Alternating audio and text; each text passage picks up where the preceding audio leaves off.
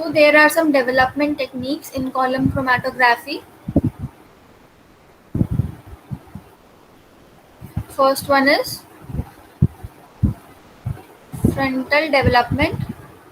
Second is displacement development. And third one is elution analysis. इन तीनों में से जो ये ऊपर वाली दो हैं, फ्रंटल डेवलपमेंट और डिस्प्लेसमेंट डेवलपमेंट, इनको हम पहले यूज करते थे और आज के टाइम में ये इतनी यूज नहीं होती है. But because they are mentioned in your syllabus, so I have to teach you. The last one, that is the elution analysis. ये आजकल यूज होती है, सबसे ज्यादा यही यूज होती है, and it is the most advanced one because it was developed later. So let's discuss them one by one. First one is frontal development. तो पहले मैं आपको बता देती हूँ, उसके बाद आप कुछ पॉइंट्स नोट कर लेना. इसमें क्या होता है, we take a column,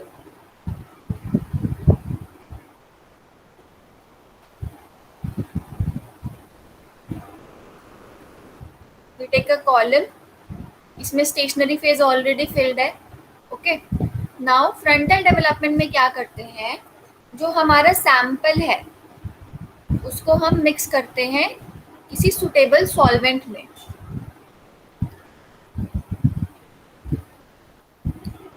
और ये जो सुटेबल सॉल्वेंट की जो क्वांटिटी है, ये as compare to other techniques, इस वाली फ्रंटल डेवलपमेंट टेक्निक में ये ज़्यादा ली जाती है. यानी कि एक लार्ज अमाउंट ऑफ सॉल्वेंट में आप अपना सैंपल डिसॉल्व करोगे, and what you will do, you will pour that sample plus solvent directly into the column. That means यहाँ पे हम कोई अलग से मोबाइल फेज यूज नहीं कर रहे हैं. हमने क्या किया, हमने डायरेक्टली सैंपल को ही किसी ऐसे सॉल्वेंट में डिसॉल्व कर दिया कि जिससे सैंपल हमारा कॉलम के अंदर सेपरेट हो जाए. तो इसमें जो सेपरेशन पैटर्न देखा जाता है,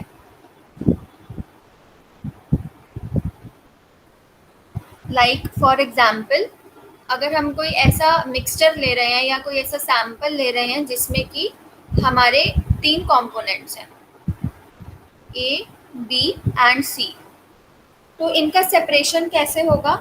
first of all A will be separated, and let's assume कि ए की जो एफिनिटी है स्टेशनरी फेज के साथ वो कम है, बी की ज़्यादा है और सी की सबसे ज़्यादा है. तो ऑब्वियस सी बात है, ए सबसे पहले इल्यूट होगा, बी सेकंड नंबर पे इल्यूट होगा और सी थर्ड नंबर पे इल्यूट होगा. बट इसमें जो सेपरेशन होता है वो ऐसे सिंपल नहीं होता कि पहले ए कर रहे हैं फिर बी कर रहे हैं फिर सी कर रहे हैं. बिकॉज ये थोड़ी पुरानी टेक्निक है, तो इसमें थोड़ा सा सेपरेशन भी कॉम्प्लिकेटेड होता है.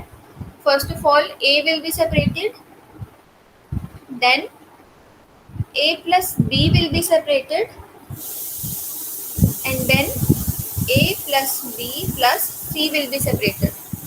That means फ्रंटल डेवलपमेंट में आप A, B और C को अलग अलग सेपरेट नहीं कर सकते. आप फ्रंटल डेवलपमेंट में सिर्फ उस कंपाउंड को सेपरेट कर सकते हो जिसकी एफिनिटी स्टेशनरी फेज के साथ सबसे कम है. फॉर एग्जाम्पल यहाँ पे हम खाली A को सेपरेट कर पाए, बाकी हमने क्या किया, हमने बस मिक्सचर सेपरेट कर लिए जो कि हमारे किसी काम के नहीं है. हमारे काम का बस एक कंपाउंड है, that is compound A. So this is not a very useful technique, और ये बहुत स्पेशल केसेस में यूज की जाती थी. So I hope you got this technique. If you have any doubt you can ask, otherwise I'll just I'll just write here some points and you have to note it down in your notebook.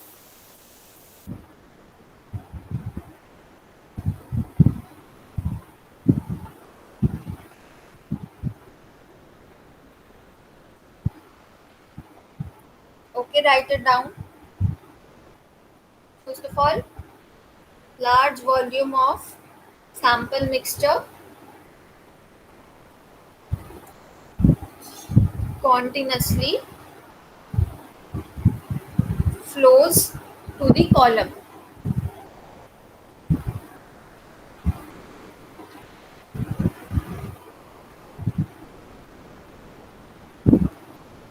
most weakly retained compound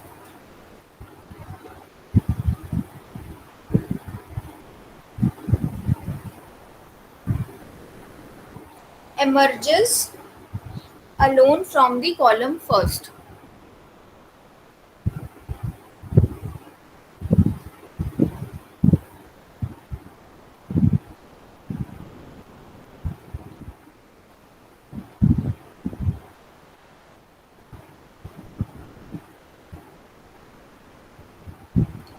Then mixture of first and second is eluted, and at last first plus second plus third is eluted. This process continues until the effluent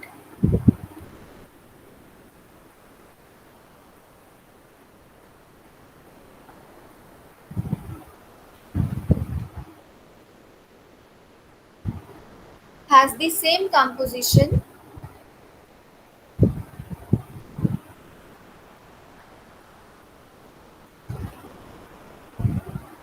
as the sample being introduced in the column.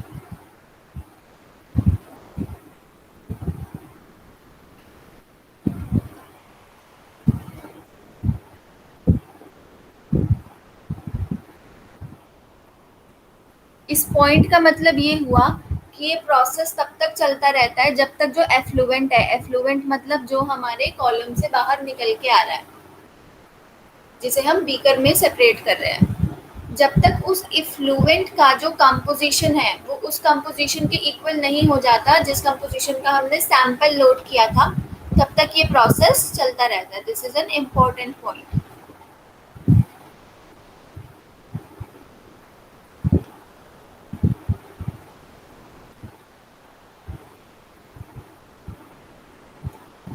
Because the compound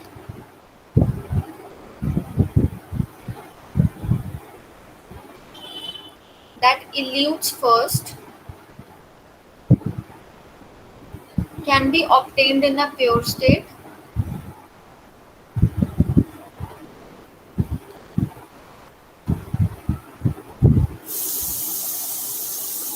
this frontal development is not used extensively.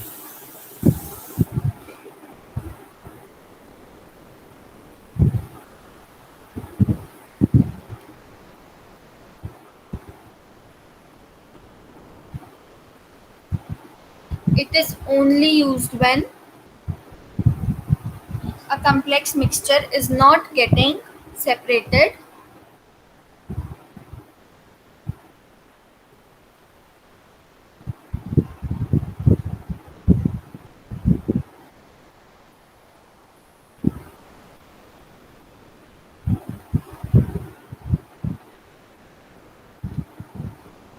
by any other means.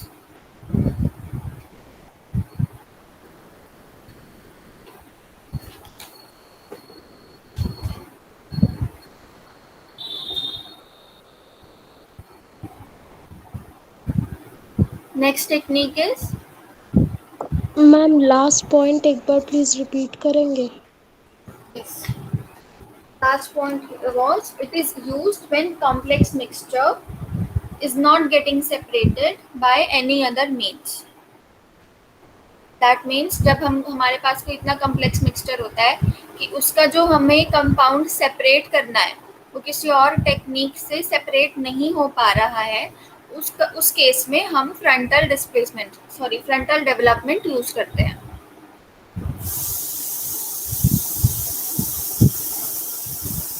Next is displacement analysis या displacement development.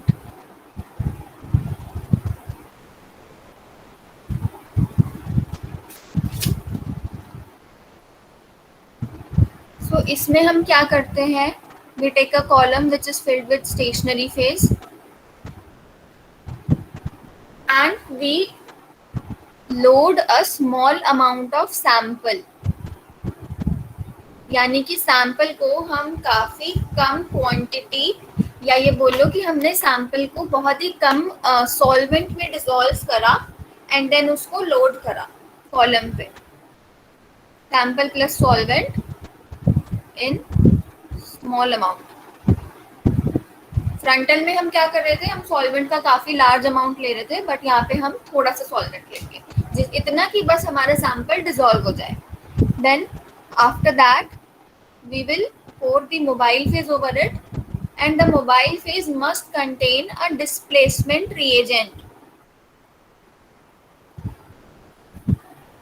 Displacing agent भी बोल सकते हो आप इसको।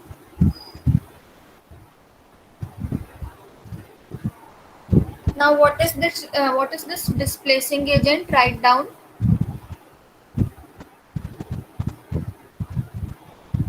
Displacing agent एक ऐसा reagent है या एक ऐसा केमिकल है जिसकी जो एफिनिटी है स्टेशनरी फेज के साथ वो काफी ज्यादा स्ट्रॉन्ग है, इतनी स्ट्रॉन्ग कि वो सैंपल की जो एफिनिटी है स्टेशनरी फेज के साथ उसको भी एक्सीड कर सकता है।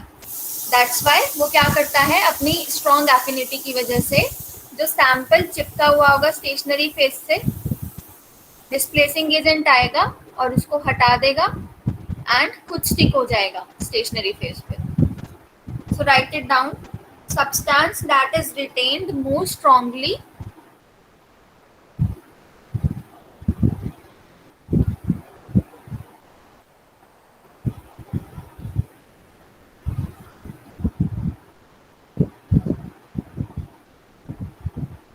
by the stationary phase than any of the component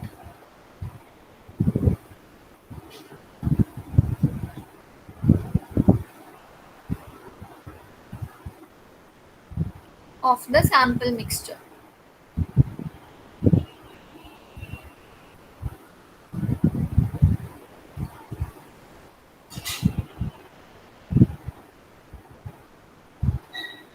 and इसमें किस तरह का इल्यूशन होता है,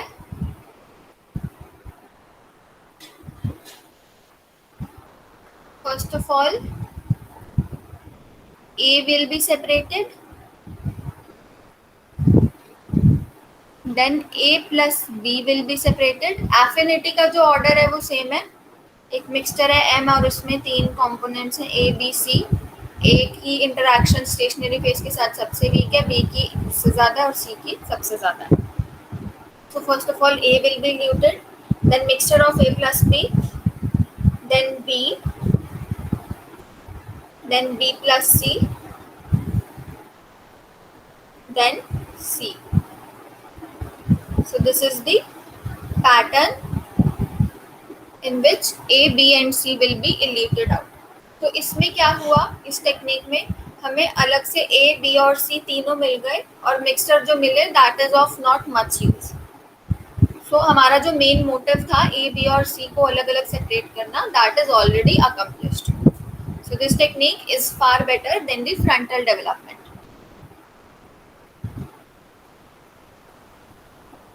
Clear everyone? I'm erasing it. Okay. The third technique is elution analysis. And यही टेक्निक आजकल सबसे ज़्यादा यूज होती है।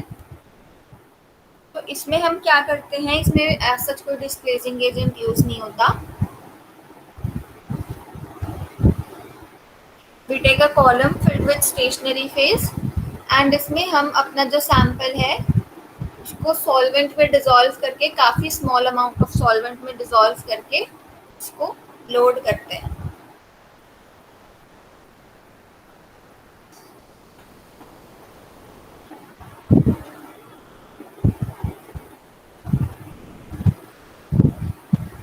And from the above we pour the mobile phase.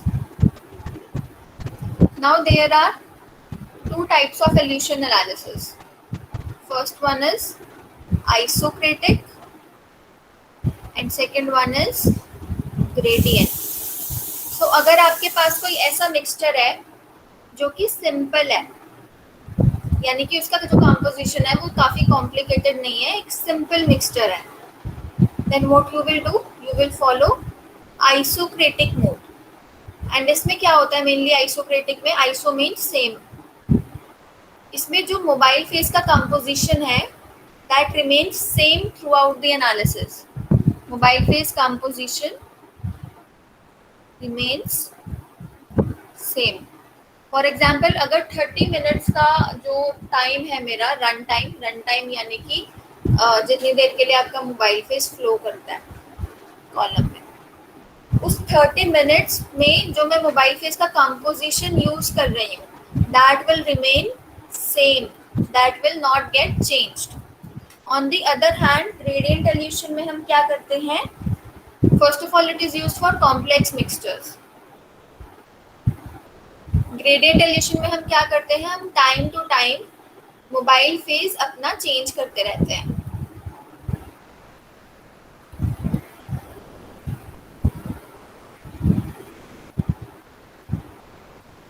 Mobile face हम इसलिए चेंज कर लेते हैं, suppose I am using a complex mixture जिसमें कि मेरे 4 या 5 तरह के जो सल्यूट्स हैं वो प्रेजेंट हैं, उनमें से कोई एक डिसॉल्व हो रहा है इथेनॉल में, कोई एक डिसॉल्व हो रहा है एसिटोनाइट्राइल में, कोई एक डिसॉल्व हो रहा है किसी और कंपाउंड में जिसकी जो पोलैरिटी है वो डिफरेंट है। तो इस केस में हम क्या करते हैं, जैसे 30 मिनट का मेरा रन टाइम है, सो पहले 10 मिनट मैं कोई और मोबाइल फेस चलाऊंगी, दूसरे 10 मिनट मैं कोई और मोबाइल फेस चलाऊंगी, तीसरे 10 मिनट मैं कोई और मोबाइल फेस चलाऊंगी। या व्हाट कैन आई डू, अगर मैं मोबाइल फेस चेंज नहीं कर रही हूँ, यानी कि अगर मैं इथेनॉल को किसी और से रिप्लेस नहीं कर रही हूँ, suppose I am using a mixture of methanol is to water, तो फर्स्ट 10 मिनट्स में मैंने क्या किया, 60/40 का रेशियो लिया, देन अनदर 10 मिनट्स में मैंने रेशियो चेंज कर दिया 30:70 का, एंड देन मैंने चेंज कर दिया इसको 20:80 का। This is just an example, ये बस मैं आपको समझाने के लिए बता रही हूँ, वो तो बाकी आपकी एनालिसिस पे डिपेंड करता है कि आप कितना रेशियो चेंज करते हो, क्या कैसे मोबाइल फेस चेंज करते हो। So mainly what is the point here is that gradient में आप अपने मोबाइल फेस का जो कंपोजिशन है वो आप टाइम टू टाइम चेंज करते रहते हो। Now what is the need of gradient evolution. तो आइसोक्रेटिक इल्यूशन की कुछ डिसएडवांटेजेस थी।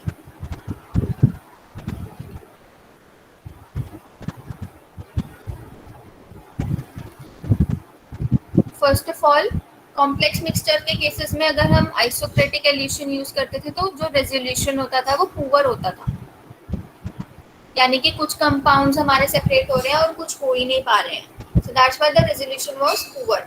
एंड सेकंड वाज कि आइसोक्रेटिक इल्यूशन कॉम्प्लेक्स मिक्सचर्स के केस में काफी ज्यादा टाइम कंज्यूमिंग होता था। नाउ यही जो डिसएडवांटेजेस हैं इन्हीं की वजह से साइंटिस्ट ने डेवलप किया ग्रेडियंट इल्यूशन। ग्रेडियंट इल्यूशन में जो आपका रेजोल्यूशन है वो भी काफी अच्छा रहता है,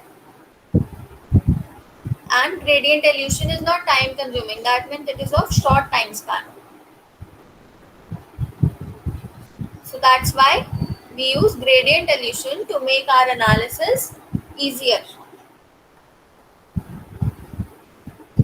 now gradient illusion में हम क्या करते हैं, मेनली अगर हम कोई मिक्सचर यूज कर रहे हैं किसी भी 2 या 3 मोबाइल फेस का, सपोज हम 2 का यूज कर रहे हैं, so we take a mixture of 1 weak solvent and 1 strong solvent, जिससे कि जो हमारे वीकली रिटेन्ड कंपाउंड्स हैं वो भी एल्यूट हो जाएं और जो स्ट्रॉन्ग कंपाउंड्स हैं वो भी एल्यूट हो जाएं। तो ग्रेडियंट जो मोबाइल फेस हम यूज करते हैं ग्रेडियंट इल्यूशन में, that is mainly a mixture of strong and weak solvent. Any doubts?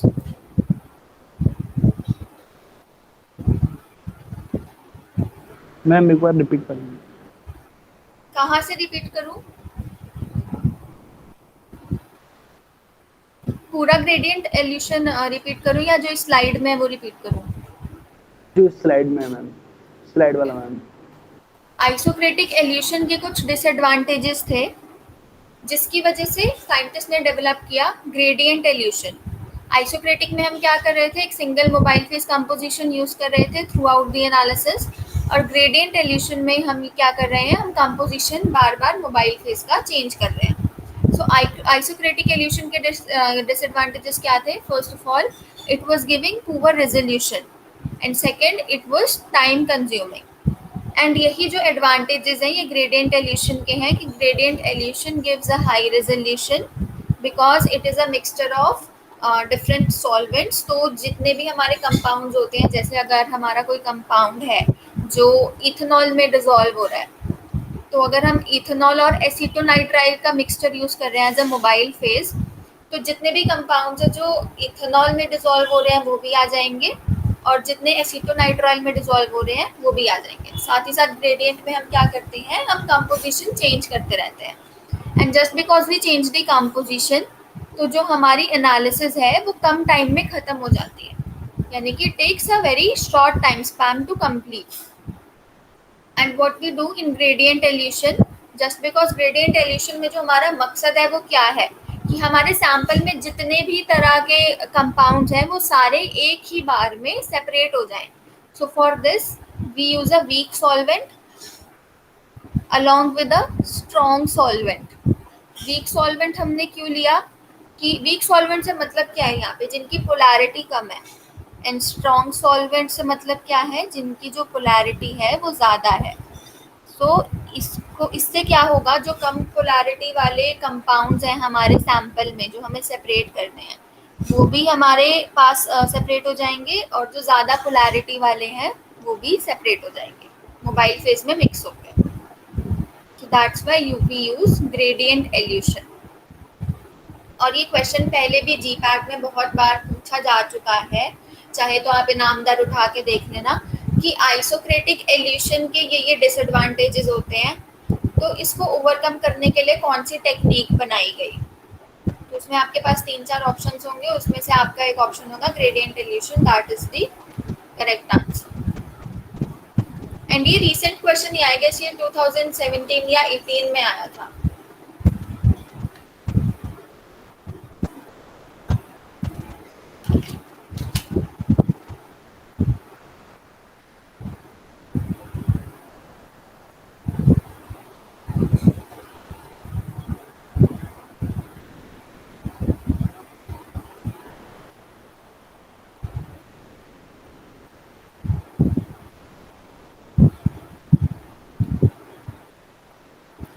So now we are going to discuss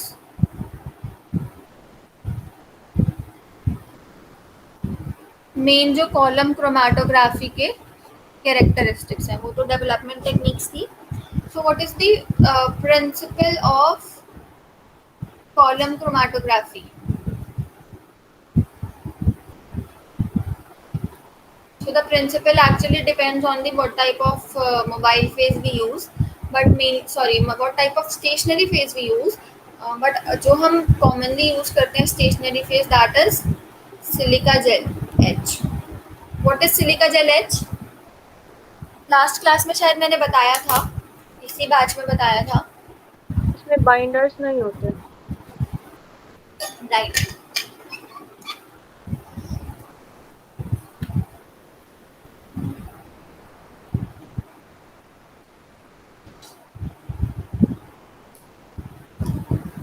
सो जो इसका प्रिंसिपल होगा दैट वुड बी एडजॉर्प्शन, या कहीं जगह पे आपको सिलेक्टिव एडजॉर्प्शन भी लिखा हुआ दिखेगा।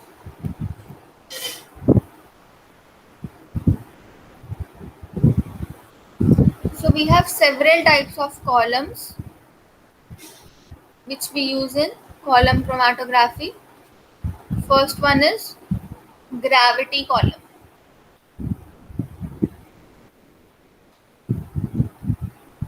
सिंपल टाइप का कॉलम जिसमें कि हमने कोई भी पंप या कोई भी वाल्व नहीं लगाई है प्रेशर पंप करने के लिए, that is called the gravity column. So it is made up of simple glass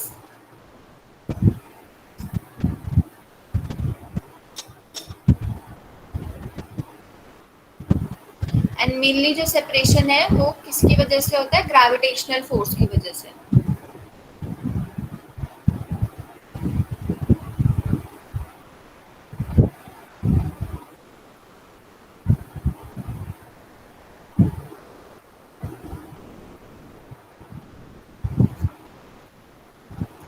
The next one is the flash column.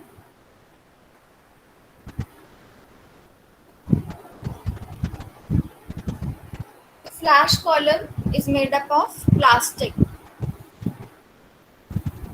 Why? इसका रीजन ये है कि फ्लैश कॉलम में या फ्लैश कॉलम क्रोमेटोग्राफी में हम क्या करते हैं, मोबाइल फेस का जो मूवमेंट है उसको फैसिलिटेट करने के लिए एयर या नाइट्रोजन का यूज करते हैं. Air nitrogen use for pushing off mobile face, and this is done with the help of some valves.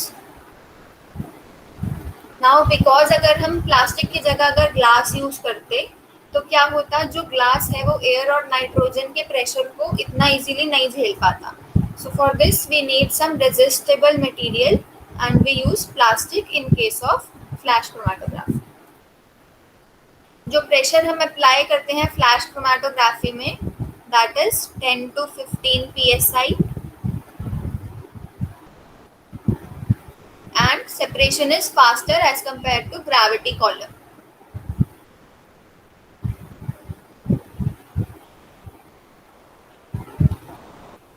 तो मेनली आपको यहाँ पे प्रेशर याद रखना है कि कितना अप्लाई होता है. ये याद रखना है कि एयर और नाइट्रोजन यूज करते हैं. एक दो बुक्स में आपको आर्गन भी लिखा हुआ मिल जाएगा, तो इसको भी नोट कर लो. Air, nitrogen and argon. And flash columns are made up of plastic. These three are the important points.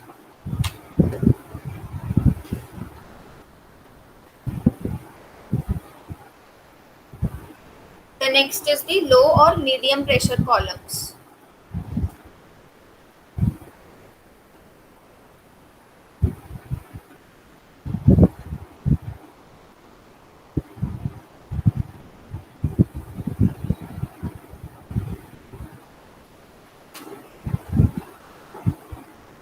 इसमें क्या होता है, जैसे आप फ्लैश कॉलम में आप जितना प्रेशर लगा रहे थे, इसमें आप उससे थोड़ा सा प्रेशर ज़्यादा लगाते हो.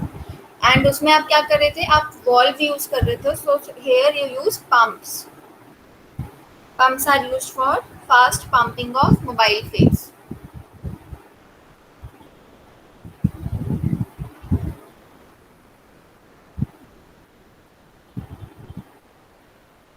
And as compared to flash, the separation is faster.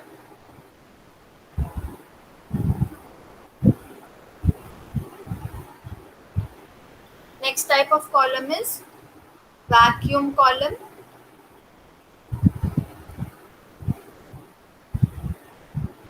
तो vacuums are different from pumps, आप सबको ये पता ही होगा.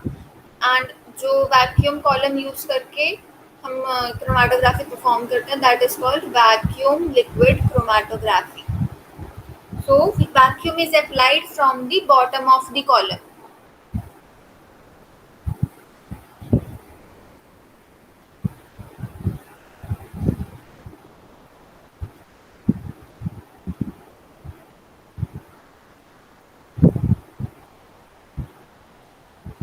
And that's why vacuum column में we always use dry packing. Dry packing और wet packing क्या होता है, ये मैं अभी आपको बताऊंगी आगे. मैम इस क्रोमेटोग्राफी को क्या बोलते हैं? अभी आप बोले कुछ एक particular vacuum liquid chromatography.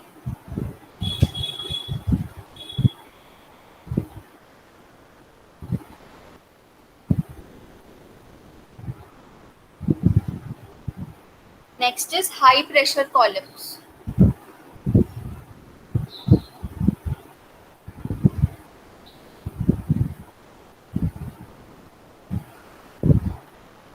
So these are made up of stainless steel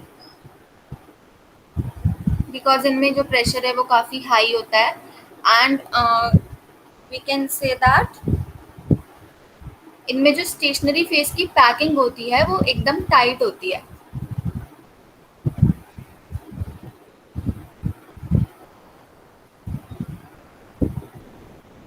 And again we use pumps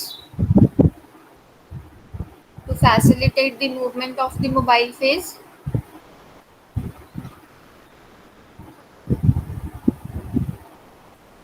and these are also called HPLC columns.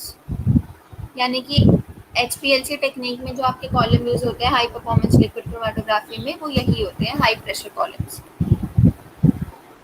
जैसे आपको इस इमेज में दिख रहा है, यहाँ पे कुछ कॉलम्स हैं, बहुत पतले से होते हैं, ज़्यादा बड़े नहीं होते, they are like 15 centimetre to 25 centimetre की रेंज में ये होते हैं, and they are very thin and they are made up of stainless steel.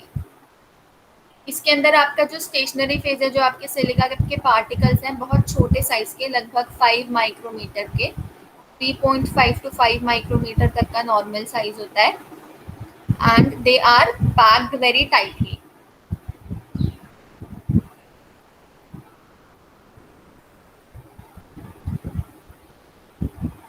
Stationery phase जो आप यूज करते हो कॉलम क्रोमेटोग्राफी में, that is silica gel H.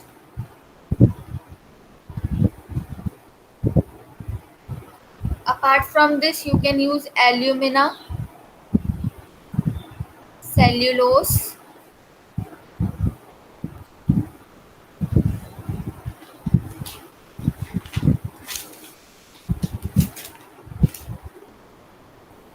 now जो आप stationary phase use कर रहे हो, it has some characteristics, note it down.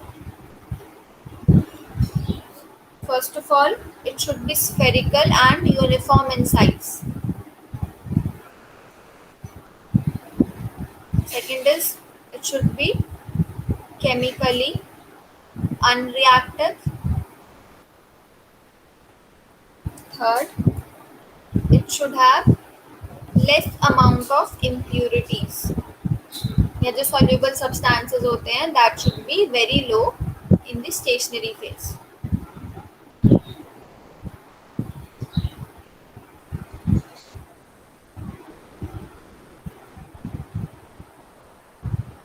जो सिलिका जेल एच के आप पार्टिकल साइज यूज करते हो, that is between 125 to 250 micrometre, and it should pass from mesh number 60 to 120.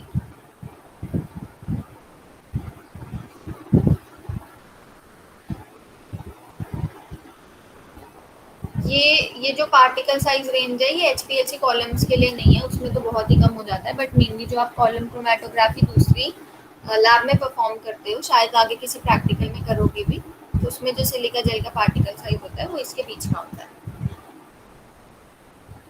Now there are two techniques of packing the column.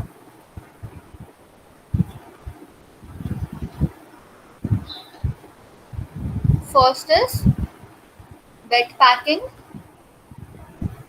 and second is dry packing. Wet packing में आप क्या करते हो? You make a slurry of the stationary phase, जैसे कि आपने TLC में prepare करी थी, and you pour it directly inside the column. But इसकी एक डिसएडवांटेज होती है कि इसमें आपकी जो कॉलम है उसके बीच में बबल्स फॉर्म हो जाते हैं, and these bubbles can hinder the separation.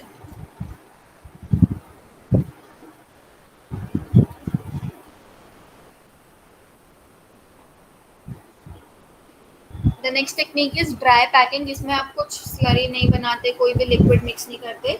You directly take the powder of the stationary phase and you pour it directly into the column. ये किस में यूज होती है? हमने अभी पढ़ा था, vacuum liquid chromatography.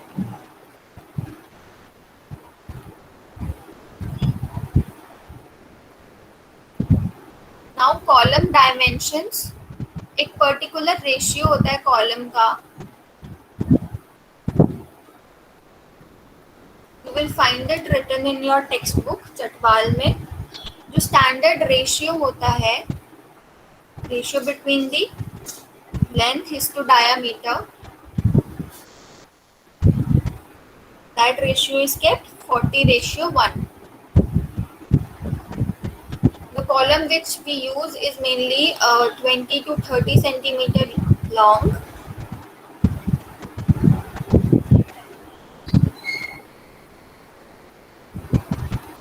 and 2 to 3 centimeter in diameter. ये HPLC कॉलम्स की बात नहीं हो रही है, this is the simple columns. जो ऐसे वाले ग्लास कॉलम्स मैंने आपको इसमें दिखाए थे ना पीपीटी में, ऐसे वाले जो ग्लास कॉलम्स होते हैं जिसमें आप फ्लैश क्रोमेटोग्राफी परफॉर्म करते हो।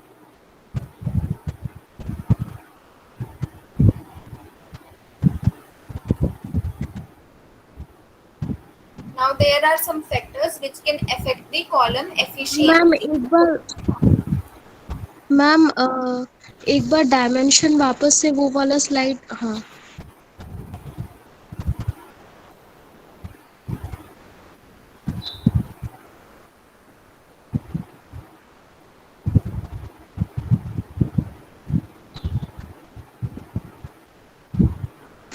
Okay ma'am.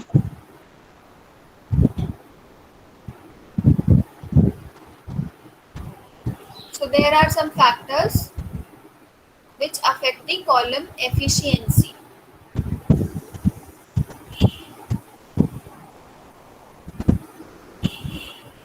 First one is the nature of solvent.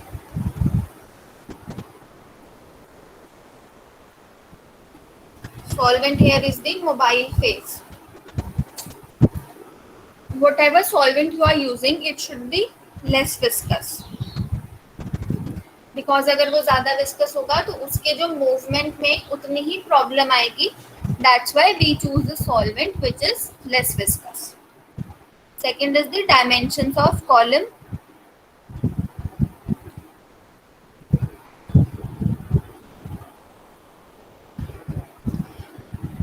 As you increase the length of the column, its efficiency improves. जितनी ज़्यादा आपकी लेंथ होगी कॉलम की उतनी ज़्यादा आपकी थ्योरेटिकल प्लेट्स बनेंगी एंड उतनी ही ज़्यादा अच्छी आपकी एफिशिएंसी होगी कॉलम की. The third is the particle size of stationary face.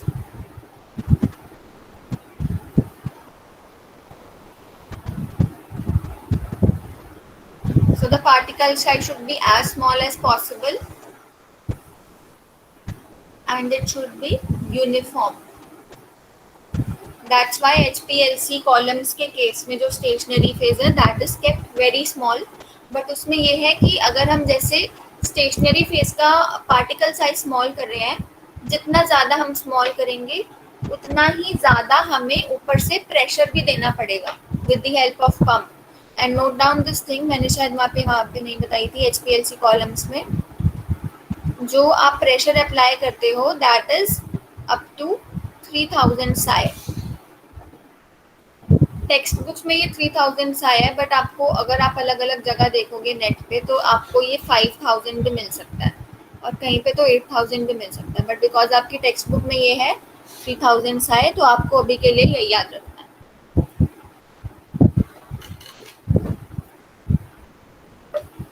Now column chromatography can be modified also by modifying the stationary phase.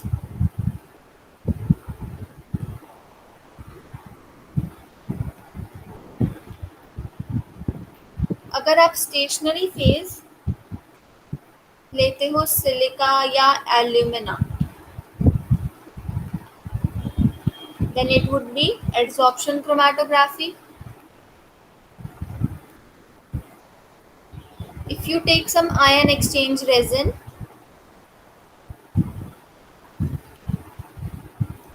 then principle क्या हो जाएगा? ion exchange chromatography.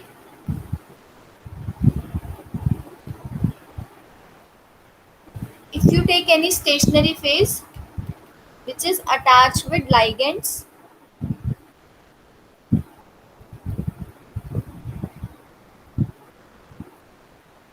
then it would be called affinity chromatography.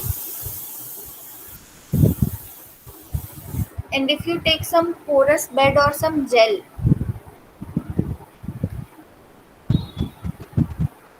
then it would be called gel permeation chromatography.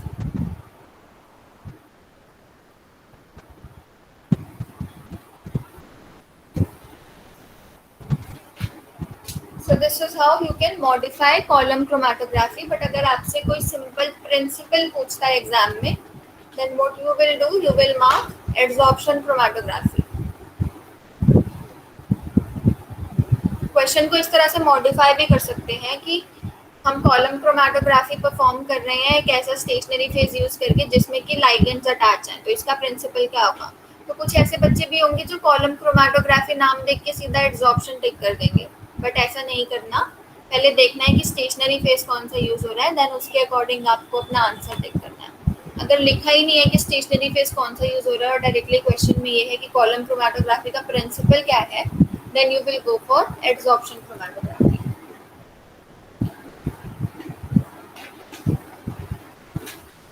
So column chromatography is over.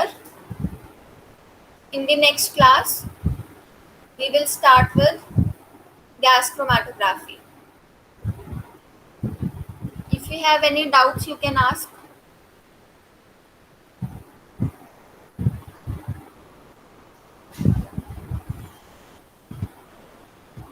Okay, you all can leave the class. Thank you so much. Have a good day. Ma'am हाँ जी, ma'am जो आपने MCQ दिए थे उसमें कुछ मिले, मतलब MCQ समझ नहीं आए थे और लिखे भी नहीं थे मैंने। एक बार आप मेरे को उसका नंबर बता दो या आप मेरे को व्हाट्सएप कर दो, तो मैं एक बार उनको चेक कर लूँगी। ओके। अभी वैसे मैंने आपकी शीट्स चेक नहीं करी है because I was having some busy schedule, but soon I check your sheets और फिर एक क्लास अरेंज करके हम उनको डिस्कस भी कर लेंगे। ओके। Okay, thank you.